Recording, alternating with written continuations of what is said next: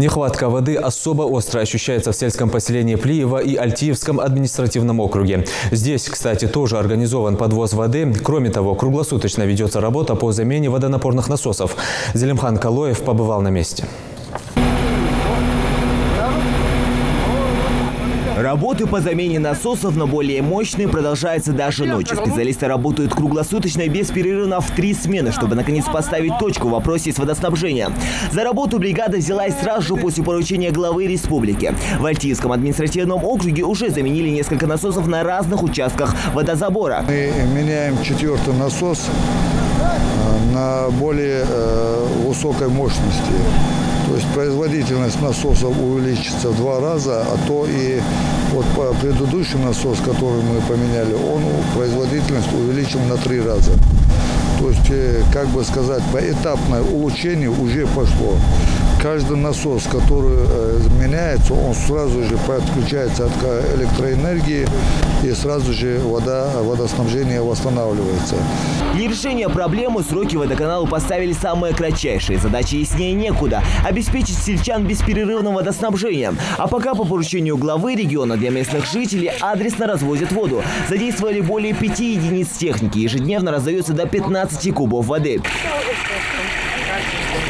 Весь ход работы на личном контроле держат не только в оперативном штабе, но и в правительстве и Назрановской администрации. В зале ведется работа с центробежными насосами, ремонт и прочее. Работа идет и будет до утра будет работать. Завтра у нас еще планы по установке еще 2 насосов на старом городе, так называемом Назране. Там мы законсервированные 2 водяные скважины, значит, открываем. Насосы сегодня подвезли. Мы планируем еще 2 насоса подвезти, чтобы установить их на Магасском водозаборе.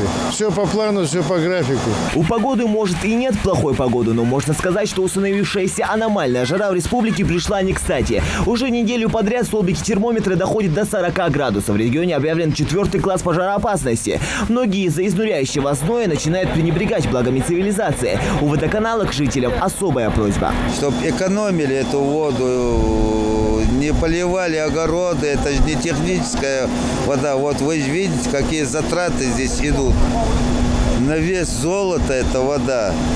Но поливают, бессмысленно поливают вот эти дворы, огороды и так далее, и так далее. А тем, которые не достает, они сидят и ждут, пока достанется им вода.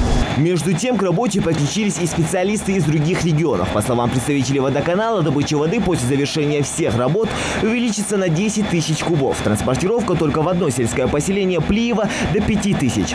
Вопрос обещает закрыть раз и навсегда. Зелимхан Калоев, Ахмед Горбаков, Новости 24.